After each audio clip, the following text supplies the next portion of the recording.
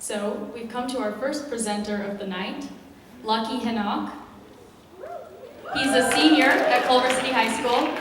His passions include theater and guitar, and he's hoping to attend UC Irvine to study forensic science after graduating.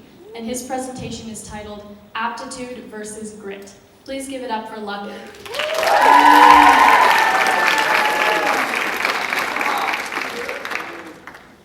Hello? I'm very grateful that you guys all came out. Can barely see you guys, stage lights. So I'm going to start this presentation off with a story because I don't want to just jump into definitions because that's just boring. So this story begins with a rich man who decides to hold a competition for his peasants, I guess.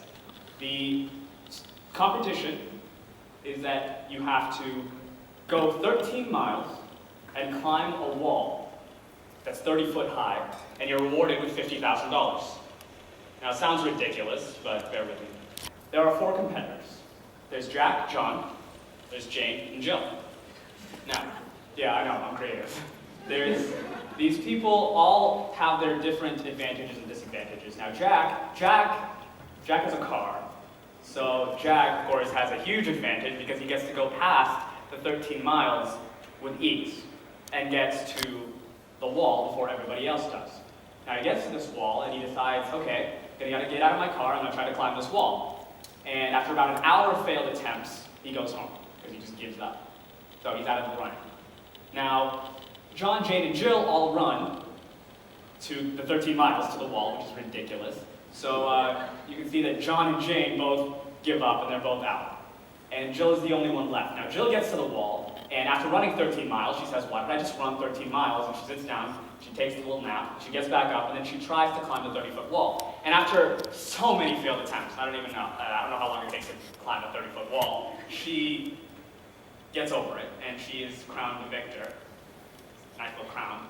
And now you guys are probably wondering why I told you that story, so let's get into that. This is a metaphor for the speech that I'm about, this talk that I'm giving. Each person represents a specific type of person. Now Jack represents people who have an advantage in life, whatever that advantage may be. Now, that advantage may be that you were born with old money, or that you just have a specific skill set that other people don't have when you start. Now, Jane and John both, represent the common person.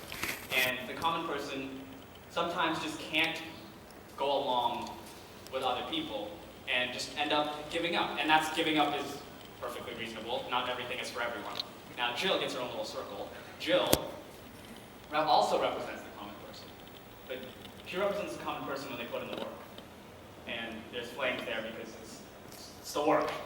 And it sounds really cheesy, so I'm going to move on from this, and you'll see where this all ties in together. Because the reason why Jill won wasn't just because. It's because on the 13-mile trip, she learned perseverance. And this perseverance led her to be able to go over this wall. Now, let's start with aptitude. Now, aptitude is defined as a natural ability to do something.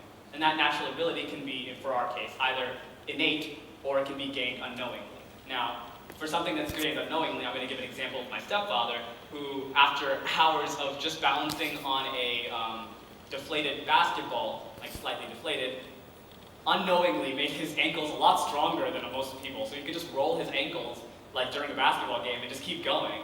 And if you've ever rolled your ankles, you know how hard that is. And for something that's innate, I'm going to talk about this girl who was in my 4th grade music class, and yeah, I know, a long time ago, Jesus. And she had perfect pitch from birth, or at least from when she was tested. And she could tell a note from just hearing it. She could tell you what the note was, and she could sing it back for you. It was very impressive. Now, for a personal anecdote of the matter, I did a lot of close-up magic when I was a magician.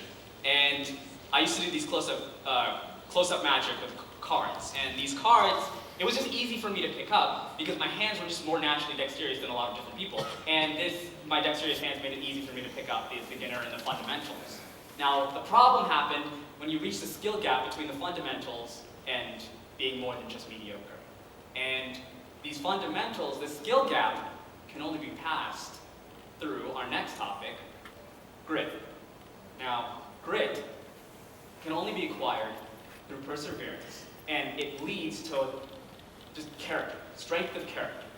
Now, as another personal anecdote is that I play guitar, and this is something that I'm very passionate about. I love guitar so much. And guitar, when I started out, I was garbage. I was so bad.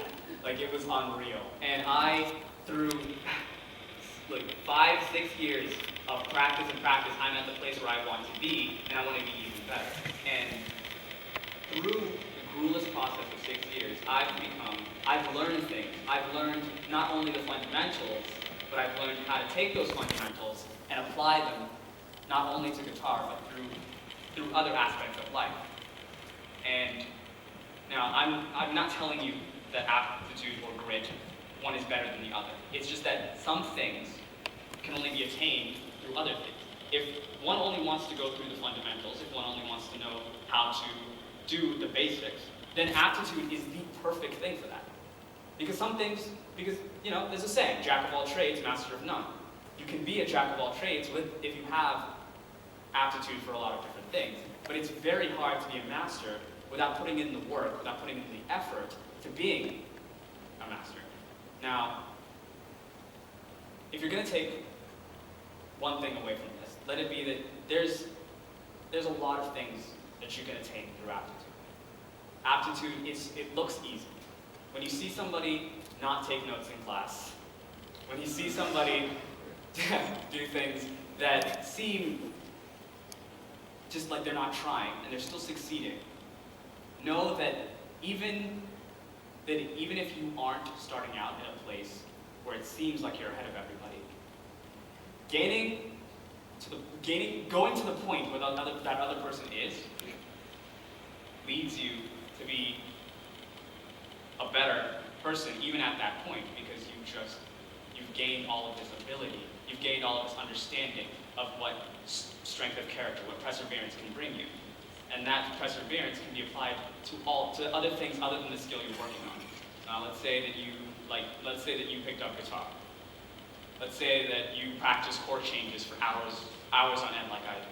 Now, this practicing chord changes, sure, it sounds like it can only be applied to guitar, but if you take upon the things that you learned with the chord changes, sometimes it's better to just work for half an hour than take a little nap and then work back at it. And that can be applied for everything. Taking notes, studying. You study for a little bit, go to sleep, or you do something else, and it's easier for you to retain it. And that's scientifically proven that studying for 5 hours is not the same as studying for an hour and then taking a break. Now, that's just one example, but that's what achieving something through grit can bring you, is applications to real life. And that's what you guys should take away from this. Nothing more, nothing less. Thank you.